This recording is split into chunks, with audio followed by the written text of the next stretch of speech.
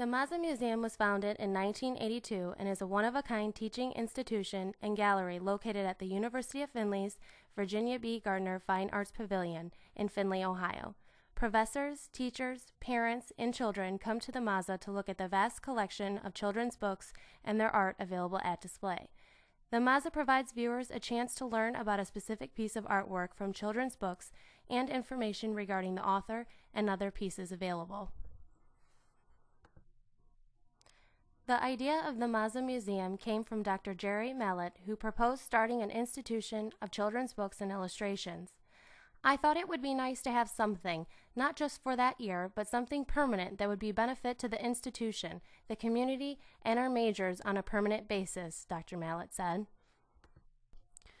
Perhaps one of the most striking images currently on display in the Maza is an illustration by Thomas B. Allen that comes from the children's book In Coal Country by Judith Hendershot. The work is a portrait-style illustration of a coal miner that Allen has strategically drawn using charcoal and pastels. Using charcoal gives the illustration the realistic grime that is connected with the lifestyle of a coal miner. Allen has successfully used emphasis and metaphor in this illustration to depict the closeness and love between a hard-working father and his daughter. Allen was an American painter and illustrator known for his expressionistic work. When asked about the illustrations he did for this book, he said, "They are the most honest I've ever done. Though I didn't grow up in a coal town, the pictures are out of my own experience of growing up during the Depression, the grandson of a railroad man." Allen's personal experience made him a great match with the author of In Coal Country. Judith Hendershot came from a family of coal miners in Ohio. She used her parents' memories in conjunction with her own in order to write this children's story. Together, Hendershot and Allen created a beautifully unique and meaningful book that was the winner of several awards, including the New York Times Notable Book of the Year and the New York Times Best Illustrated Book of the Year. Each illustration has its own page, sometimes on the left of the gutter, sometimes the right. The art has a simple, squared border done in black charcoal lines. Each illustration's background color corresponds with the text box on the adjacent page, creating a sense of unity between that specific text and the picture. The beginning of the book starts with a view of the miner walking to work at dusk when most people are going to bed. Upon turning to the next page, we see the illustration that is currently hanging in the Maza. It is of the miner after a shift ends very early in the morning.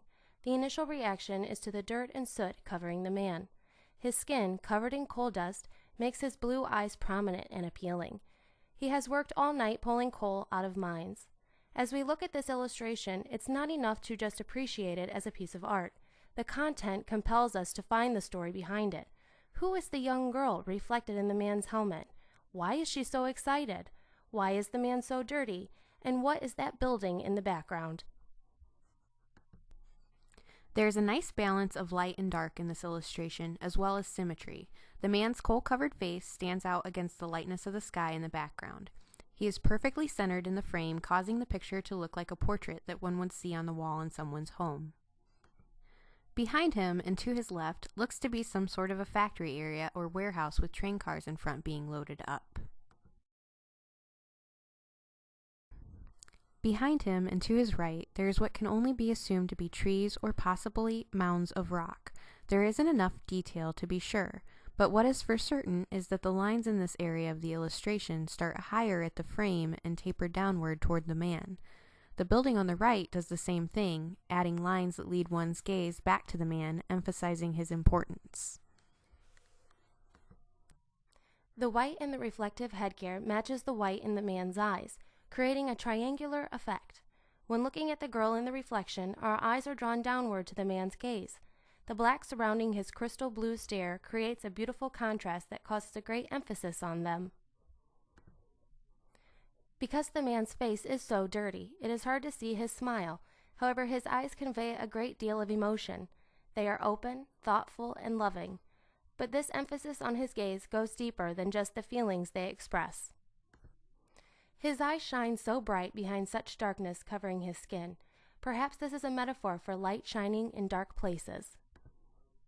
By the looks of his uniform and the light on his hat, we can assume his job is hard, dirty, dangerous, and dark. But this girl is the light of the end of the tunnel.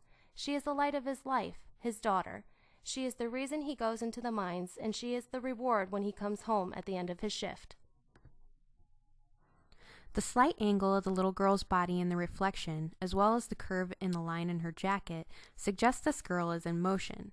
Her face and eyes are reflected in such a way that proposes she is looking directly at the man. The child, with her ear-to-ear, open-mouthed smile, appears to be running to this man with her arms up, ready to be wrapped tightly around him despite his filthiness. This is love.